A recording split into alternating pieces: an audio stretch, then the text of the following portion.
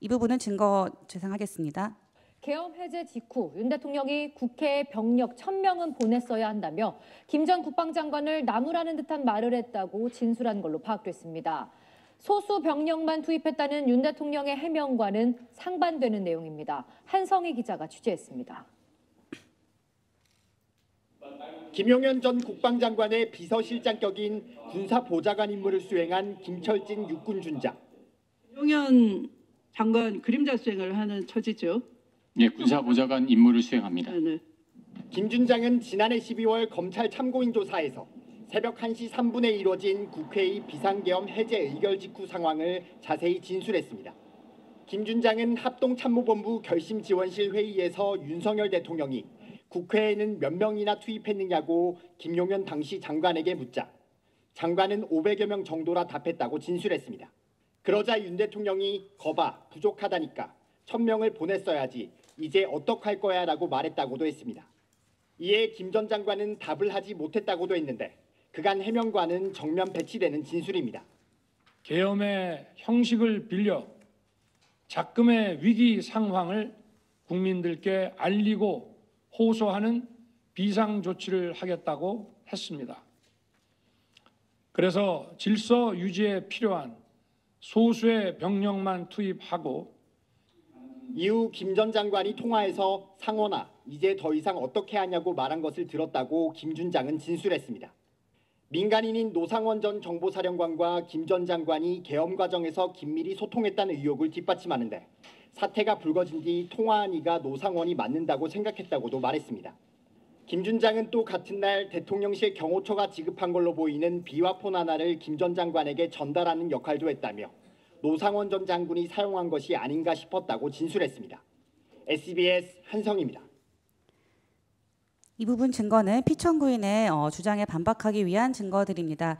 피청구인이 대국민 담화에서 언급한 사유에 대한 증거로 피청구인이 김용현 장관에게 소규모로 병력을 투입했다고 지시했다고 하나 피청구인이 계엄 해제 의결 직후 실제 투입된 병력이 500명이라는 이야기를 듣자 1,000명은 투입했어야 한다고 질책했다는 보도에 대한 증거입니다.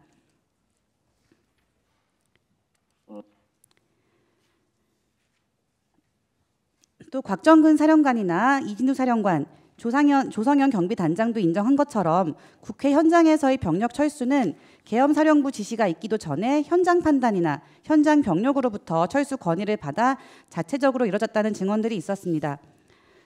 박한수 계엄사령관은 국조특위 회의에 출석하여서 군 철수가 이루어진 시점은 새벽 2시 50분에서 3시 사이라고 진술하였고 이는 계엄 해제 의결이 있었던 1시 3분에서 거의 2시간 가까이 지난 시점이기 때문에 바로 군을 철수하고 지체 없이 계엄을 해제했다는 피청구인 주장과는 다릅니다.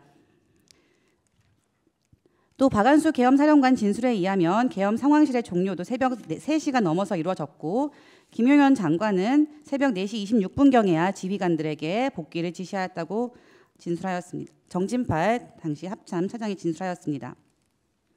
다음은 부정선거 주장과 관련된 피청구인의 주장에 대한 반박 증거입니다. 피청구인은 2024년 12월 10일 대국민 담화에서 국정원의 선관위 보안 점검 결과 선관위의 보안 실태가 심각하고 부정선거 의혹을 규명할 필요가 있었다는 것을 비상계엄 선포의 이유로 제시한 바 있습니다. 그러나 보안 점검을 실시한 국정원에서조차 보안 점검 결과 부정선거가 있었다는 점이 확인된 바는 없다는 입장을 취하였다는 취지의 기사입니다. 또 조태영 국정원장도 22대 총선 이후에 비상계엄 전까지 대통령에게 부정선거 의혹과 관련한 보고를 한 사실이 없고 해킹 취약점이 있다는 점은 발견하였지만 이로 인해 선거 부정이 발생했다는 보고를 대통령에게 한 적이 없다고 진술하였다는 내용입니다. 또 피청구인 측에서는 선거 부정과 관련하여 확인되지 않은 의혹을 다수 제기하고 있는데 예컨대 선거연수원에 숙박 중인 중국인 해커 90명이 계엄군에 의해 체포된 뒤 미국 정보당국에 넘겨져 조사 중이라는 언론 보도를 심판정에서 원용한 바도 있습니다. 그러나 그 주장이 전혀 근거가 없다는 선관위의 입장문, 이를 보도한 스카이데일리 기사는 미국 국방부에서도 가짜뉴스라고 반박하였다는 점 등에 관련된 기사 자료 제출하였습니다. 피청구인 측에서는 계속 부정선거 의혹을 주장하고 있으나 이는 대법원 판결로 이미 확정된 사안에 대한 불복을 시도하고 있다는 점과 관련하여 관련 대법원 판결과 보도 자료를 증거로 제출하였습니다. 네, 이상 증거 설명 마치겠습니다.